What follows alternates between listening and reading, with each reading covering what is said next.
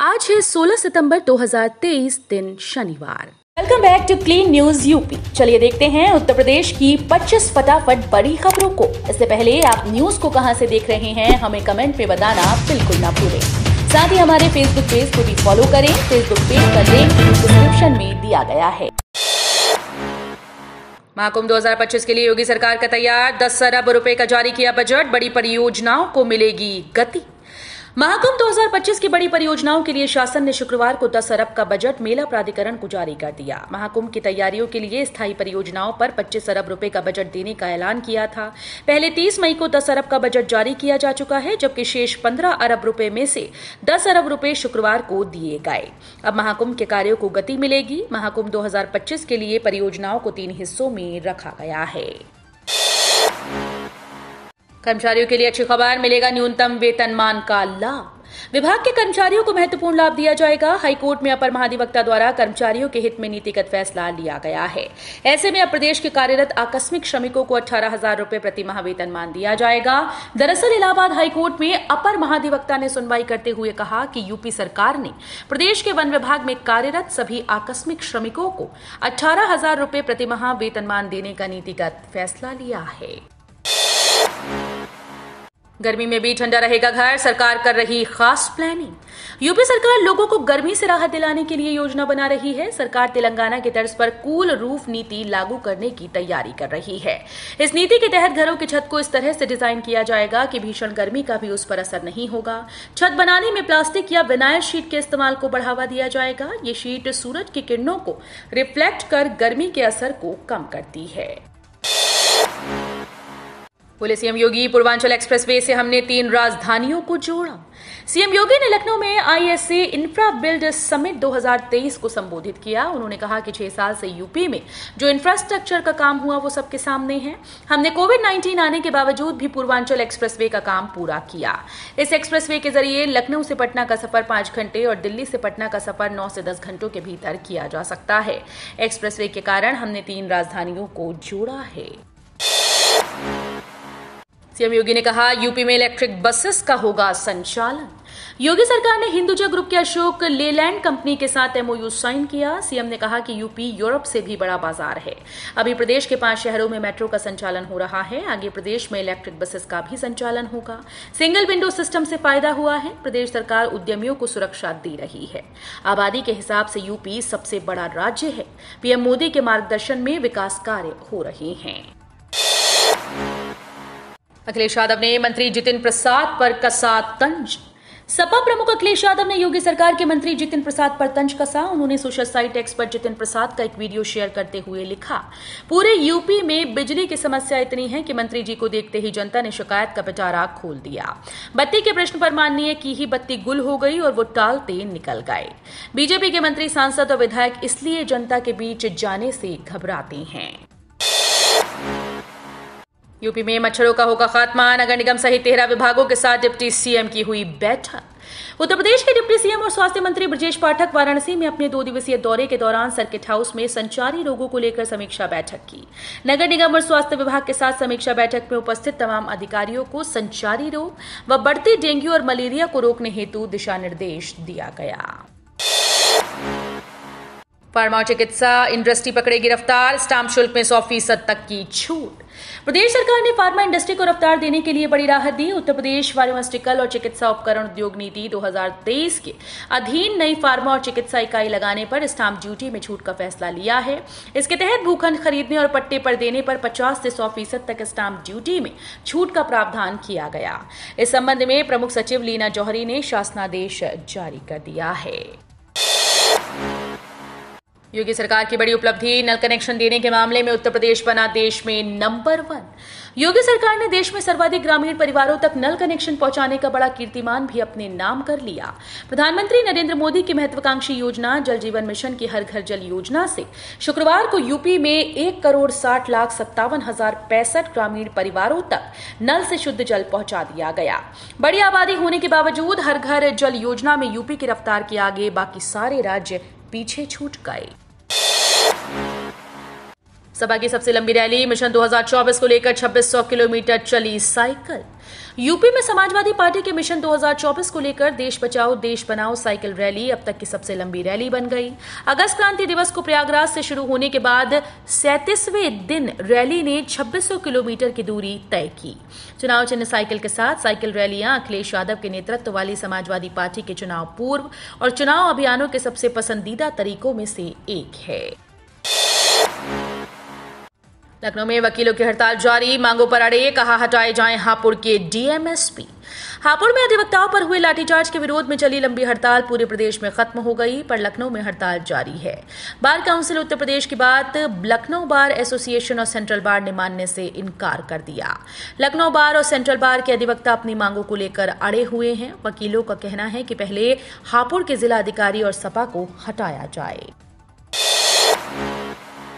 PM Modi और CM योगी के क्षेत्र में नहीं हुआ बदलाव, 29 जिलाध्यक्षों को संगठन ने फिर दिया मौका। प्रधानमंत्री नरेंद्र मोदी का संसदीय क्षेत्र वाराणसी हो या मुख्यमंत्री योगी आदित्यनाथ का क्षेत्र गोरखपुर, दोनों ही जगहों पर मौजूदा जिलाध्यक्षों को नहीं बदला गया। दोनों जिलों के जिला और महानगर अध्यक्षों को फिर से मौका दिया गया। इनके अलावा आगरा में जिला और महानगर अध्यक्षों को दोबारा मौका दिया गया है। प्रदेश के कुल 98 संगठनात्मक जिलों में से 29 जिलाध्यक्षों को रिपीट किया गया। हालांकि इनमें से कईयों के खिलाफ गंभीर शिकायतें भी की। रोड बनाने में होगा कचरे का इस्तेमाल, बोले Nitin Gadkari. Green expressway project का बताया फायदा। केंद्रीय परिवहन मंत्री नितिन गडकरी ने एबीपी न्यूज के साथ एक्सक्लूसिव इंटरव्यू में ग्रीन एक्सप्रेसवे प्रोजेक्ट गाजीपुर में कूड़े के पहाड़ समेत कई मुद्दों पर बातचीत की। नितिन गडकरी ने शुक्रवार को बताया कि ग्रीन एक्सप्रेसवे प्रोजेक्ट में हम कूड़े का इस्तेमाल कर रहे हैं। इसके लिए अमेरिका की तकनीक पर काम किया जा रहा है। उन्होंने कहा कि अब तक हमने दिल्ली में सड़क बनाने में गाजीपुर के कूड़े के पहाड़ का कचरा इस्तेमाल किया, जिससे इस पहाड़ की ऊंचाई 7 मीटर तक कम हुई है। लखनऊ में डेविस कप होने से युवा खेलों के प्रति होंगे प्रेरित। उत्तर प्रदेश के लिए यह अत्यंत स्मरणीय क्षण है कि लगभग 23 वर्षों के बाद डेविस कप का आयोजन राजधानी लखनऊ में होने जा रहा है। ये बातें मुख्यमंत्री योगी आदित्यनाथ ने शुक्रवार को कही। एक बयान के मुताबिक ये प्रतियोगिता नॉकआउट आधार पर खेली जाएगी, जिसमें लीग मैच भारत और मोरक्को के बीच आज 16 और 17 सितंबर को विजयंत खड्ड गोमती नगर में टेनिस कोर्ट में संपन्न होंगे। इसके लिए प्रदेश सरकार की ओर से विशेष तैयारियां की गई हैं। चयन बोर्ड में नए आयोग का मुख्यालय बनाने की तैयारी। उत्तर प्रदेश माध्यमिक शिक्षा सेवा चयन बोर्ड परिसर को नए शिक्षा सेवा चयन आयोग का मुख्यालय बनाए जाने की तैयारी की जा रही है। माध्यमिक शिक्षा सेवा चयन बोर्ड और उत्तर प्रदेश उच्चतर शिक्षा सेवा आयोग को नए आयोग में समाहित किया जाना है। ऐसे में चयन बोर्ड परिसर को नए आयोग का मुख्यालय बनाने के लिए प्राथमिकता दी जा रही है। एकेटीयू यूपीटीएसी काउंसलिंग 2023 राउंड 1 के लिए चॉइस फिलिंग शुरू। Doctor APJ Abdul Kalam technical university ने एकेटीयू यूपीटीएसी काउंसलिंग के तहत बीटेक, बीआर्क और पीजी कोर्सेज के लिए चॉइस फिलिंग और सीट लॉकिंग की प्रोसेस शुरू कर दी। एकेटीयू यूपीटीएसी काउंसलिंग 2023 में जेईई मेन और एनएटीए क्वालिफाइड अभ्यर्थी चॉइस फिलिंग और लॉक कर सकेंगे। सीट लॉक करने की अंतिम तिथि 17 सितंबर है। लखनऊ विश्वविद्यालय में बीपीएड, बीएलएड समेत कई पाठ्यक्रमों के रिजल्ट जारी। एलयू ने कई पाठ्यक्रमों के परीक्षा परिणाम घोषित कर दिए। लखनऊ विश्वविद्यालय के परीक्षा नियंत्रक विद्यानंद त्रिपाठी के मुताबिक पीजी डिप्लोमा इन ट्रांसलेशन में दूसरे सेमेस्टर, बीपीएड में चौथे, एमएससी चौथे सेमेस्टर, बीएलएड चौथे सेमेस्टर, बीबीए चौथे सेमेस्टर और एमसीए दूसरे सेमेस्टर के परिणाम वेबसाइट पर अपलोड कर दिए गए हैं। एलयू में एलएलबी 3 वर्ष और एमबीए एटीटीएम में तीसरा सीट अलॉटमेंट जारी कर दिया है। अभ्यर्थी पूर्व में मिले लॉगिन आईडी की मदद से सीट अलॉटमेंट देख सकते हैं। लोकसभा चुनाव में वोट नहीं डालना पड़ेगा महंगा, बैंक अकाउंट से कटेंगे 350 रुपए। अगले साल लोकसभा चुनाव होने वाले हैं, जिसको लेकर तमाम दल अपनी अपनी तैयारियों में जुट गए। करोड़ों लोग आम चुनाव के दौरान वोटिंग करते हैं। चुनाव से ठीक पहले सोशल मीडिया पर एक अखबार की कटिंग वायरल हो रही है, जिसमें दावा किया जा रहा है कि अगर लोकसभा चुनाव में वोट नहीं डाला तो बैंक अकाउंट से 350 रुपए काटे जाएंगे। इस पर केंद्र सरकार की fact checking unit PIB fact check ने बताया कि खबर फर्जी है। दरअसल ये पुरानी अखबार की कटिंग है, जो कि मजाकिया अंदाज में पब्लिश की गई थी। यूपी में तेजी से बदलेगा मौसम, 4 दिन तक होगी बारिश। पूर्वांचल में बिजली गिरने की चेतावनी। कानपुर, लखनऊ सहित प्रदेश के कई जिलों में सुबह उमस भरी भीषण गर्मी और तेज धूप हुई। वहीं कुछ जिलों में सुबह से बादल छाए रहे। ऐसे में मौसम विभाग ने प्रदेश में अगले 4 दिनों तक रिमझिम बारिश की संभावना जताई है। बारिश से लोगों को राहत मिलने की उम्मीद है। हालांकि कुछ जगहों पर बूंदाबांदी भी हुई। यूपी के 26 पीपीएस अफसरों का प्रमोशन, मिला आईपीएस कैडर। केंद्रीय गृह मंत्रालय ने प्रांतीय पुलिस सेवा के 26 अफसरों को आईपीएस कैडर में प्रोन्नत किए जाने की अधिसूचना शुक्रवार को जारी कर दी। इन्हें यूपी कैडर आवंटित किया गया। इससे पहले गत 21 अगस्त को प्रदेश के मुख्य सचिव दुर्गा शंकर मिश्र की अध्यक्षता में हुई विभागीय प्रोन्नति समिति की बैठक में पीपीएस कैडर के वर्ष 1993 और 94 बैच के इन्हीं 26 अफसरों को आईपीएस कैडर में प्रोन्नति दिए जाने की संस्तुति की गई थी। परस्पर तबादले के लिए 12 से शिक्षक बनाएंगे जोड़ा। तबादले की प्रक्रिया 20 तक।